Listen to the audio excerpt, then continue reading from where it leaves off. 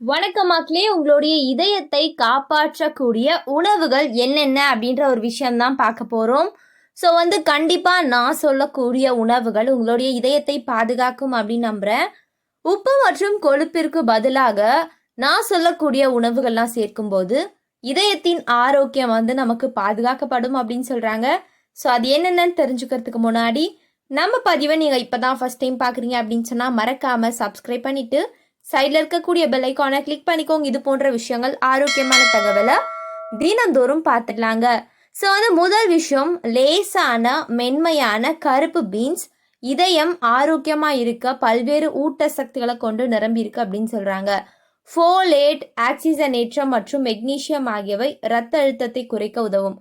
அவற்றில் நார் சத்து, கொலஸ்ட்ரால் மற்றும் இரத்த சர்க்கரை அளவு இரண்டையும் கட்டுப்படுத்த உதவுது. சூப்புகள் மற்றும் சாலடுகளை நம்ம தயாரிக்கும் போது இந்த பீன்ஸை நம்ம சேர்த்துக்கிறது நம்மளுடைய உடலை ஆரோக்கியமாக வச்சுக்கும், இதயத்தை ஆரோக்கியமாக வச்சுக்கும் அப்படின்னு சொல்கிறாங்க. அதுக்கப்புறம் நீங்கள் மது அருந்தினால் சிறிதளவு ரெட் ஒயின் இதயத்திற்கு ஆரோக்கியமான தேர்வாக இருக்கலாம் அப்படின்னு சொல்கிறாங்க. ஸோ இதில் காணப்படக்கூடிய ரெஸ்பிரஸ்டோஸ் மற்றும் கேட்டசின்கள் சிவப்பு ஒளியின் உள்ள 2 ஆக்சிஜனேற்றிகள் தமனி சுவர்களை பாதுகாக்கும். ஆல்கஹால் ஒரு நல்ல கொலஸ்ட்ராலான HDLஐயும் அதிகரிக்குது.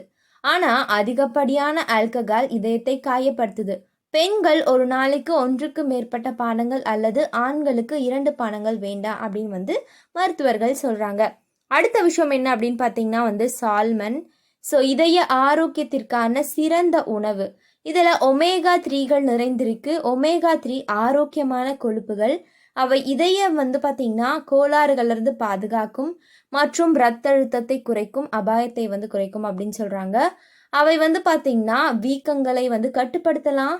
ஸோ அமெரிக்கனில் பார்த்தீங்கன்னா பல ஆய்வுகளில் இந்த ஒரு சால்மன் மற்ற எண்ணெய் மீன்களை விட இது ரொம்பவே இதயத்திற்கு ஆரோக்கியமான ஒன்று அப்படின்னு சொல்கிறாங்க. ஸோ அடுத்த விஷயம் பார்த்தீங்கன்னா பெரும்பாலும் சால்மன் மீன்களை விட மலிவானது பார்த்தீங்கன்னா டுனாவின் ஒமேகா 3களுக்கு பார்த்தீங்கன்னா அதிக வாய்ப்பு இருக்குது. ஸோ ஒமேகா 3களை கொண்டிருக்கு.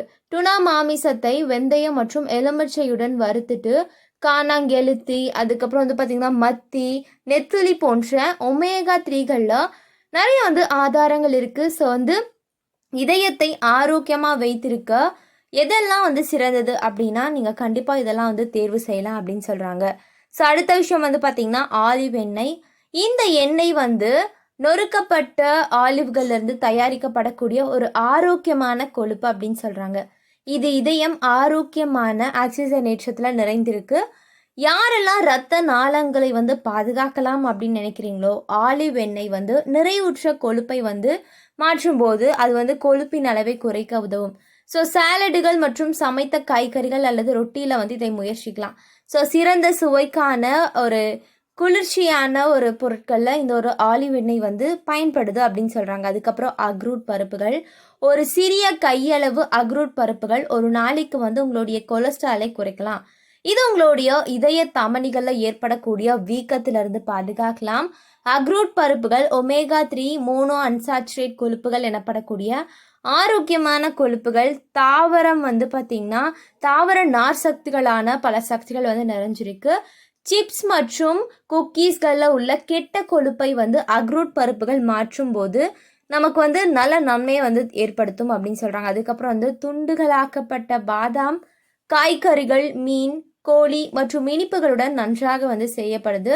ஸோ ஆக்சுவலாக தாவரத்தில் தாவர கொழுப்புகளும் நமக்கு தேவை. ஸோ இந்த மாதிரியான விஷயங்கள்லாம் எடுத்துக்கோங்க.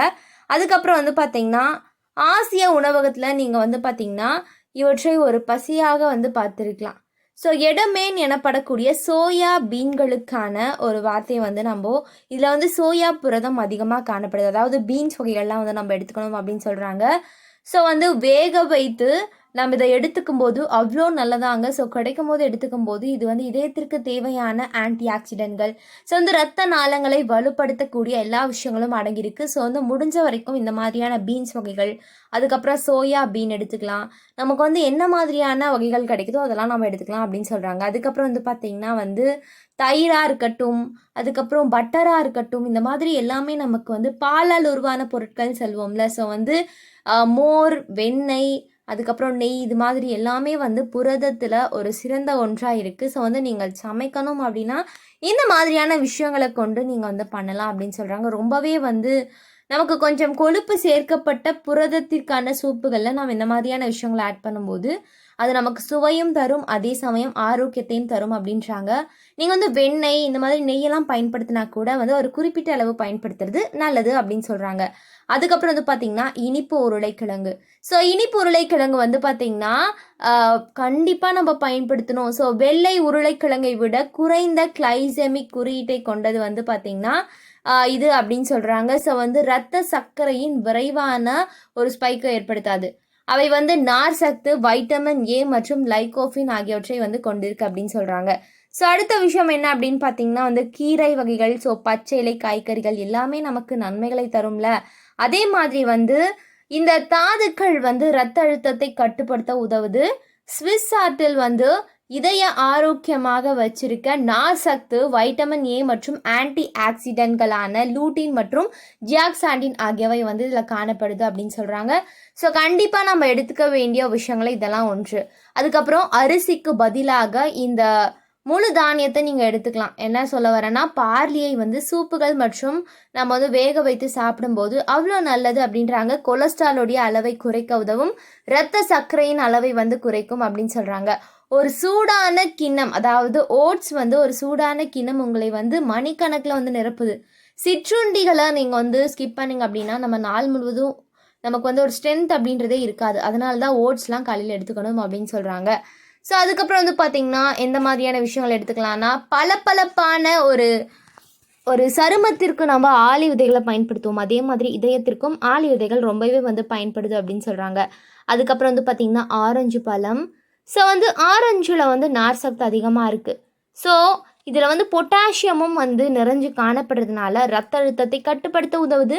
ஒரு ஆய்வில் ஒரு நாளைக்கு 2 கப் ஆரஞ்சு சாறு அதிக எடை கொண்ட நோயாளிகளுக்கிடையே வந்து கொடுக்கப்படுது.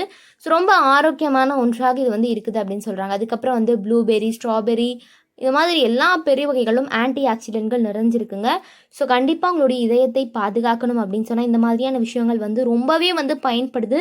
ஸோ நான் இந்த ஒரு பதிவில் சொன்ன எல்லா விஷயங்களும் உங்களுடைய இதயத்தை ஆரோக்கியமாக வச்சுக்கும் அப்படின்னு கேட்டிங்கன்னா கண்டிப்பாக வச்சுக்கும். ஸோ நீங்கள் தினமும் வந்து ஏதாவது ஒன்று உங்களுடைய இதயத்தை பாதுகாக்கணும் அப்படின்னு நினச்சி எடுத்துக்கோங்க, ஆரோக்கியமாக இருங்க.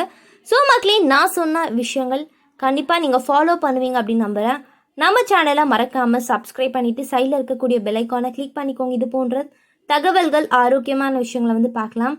உங்களுக்கு வந்து இதயத்தை வந்து பாதுகாக்கக்கூடிய அனைத்து விஷயங்களும் இதுக்கு மேலே வந்து பல தகவல்கள் உங்களுக்கு நாங்கள் போடுறோம். இது போன்ற விஷயங்களை பார்ப்போம் மக்களே. நன்றி, வணக்கம்.